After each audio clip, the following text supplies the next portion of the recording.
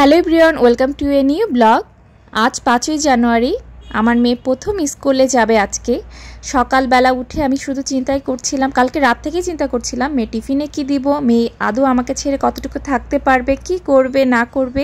তো আমি ওর জন্য আগে থেকে ফ্রোজেন পরোটা আর নাগেটস, চিকেন নাগেটস এনে রেখেছিলাম, যেটাও পছন্দ করে। প্রতিদিনই কিছু না কিছু নতুন নতুন এখন থেকে টিফিন বানিয়ে দিব।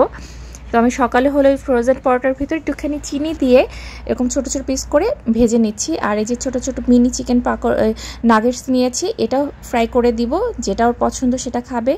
এখন থেকে আমার নতুন একটা জার্নি, নতুন একটা অধ্যায় শুরু হচ্ছে, সেই সাথে আমার মেয়েরও নতুন একটা অধ্যায় শুরু হচ্ছে, স্কুল জীবন। গুড মর্নিং, আজকে আমার প্রথম স্কুল। উঠে পড়েছে না? Good morning. ঘুম হয়েছে? এই প্রথম মনে হয় এত সকালে নিজে নিজে উঠে গেল না? আমার প্রথম স্কুল।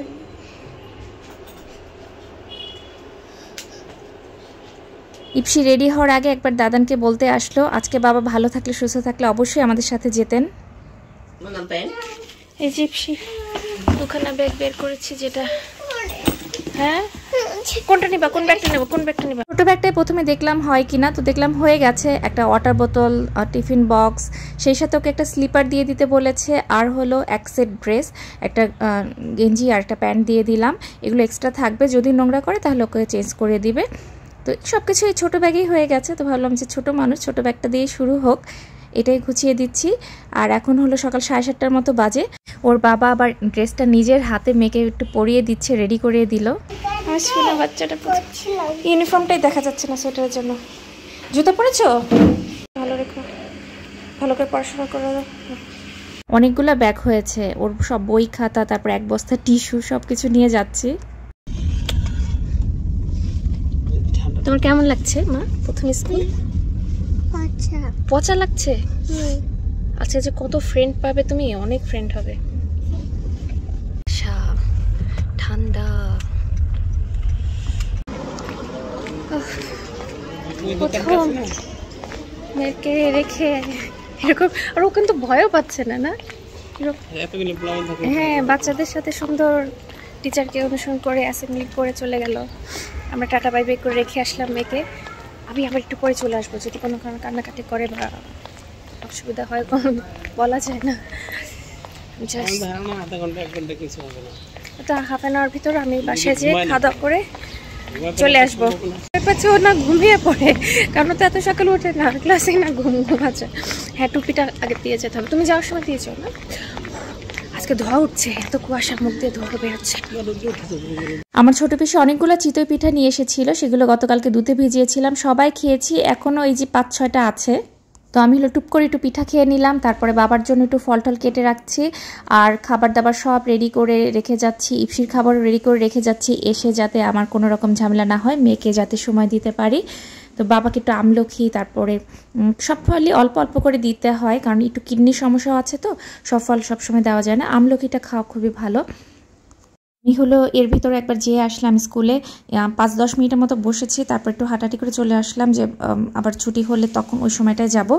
এখন মনে হচ্ছে জীবনের একটা নতুন অধ্যায়, ব্যস্ততম অধ্যায় শুরু হলো। মেয়ের পিছনে যে দৌড়াদৌড়ি স্কুলে, আবার বাসায় তো কাজ আছি, বাসায় আমাদের অনেক সদস্য, এখন আমরা একসাথে আছি, সব কিছুর একটা দায়িত্ব আছে। সব কিছু মিলিয়ে না মনে হচ্ছে খুব দৌড়ের উপরে আছি।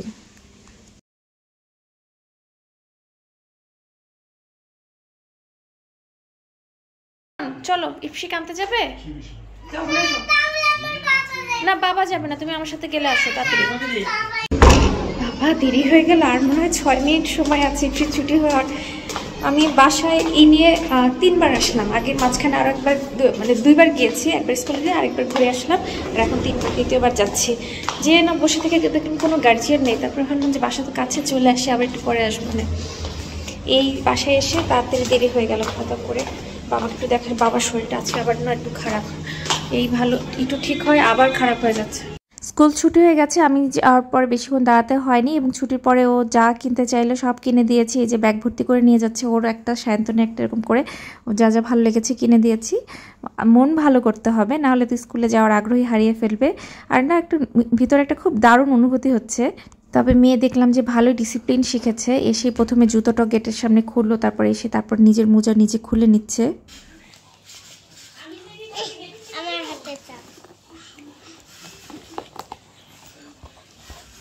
এটা কি বাবা?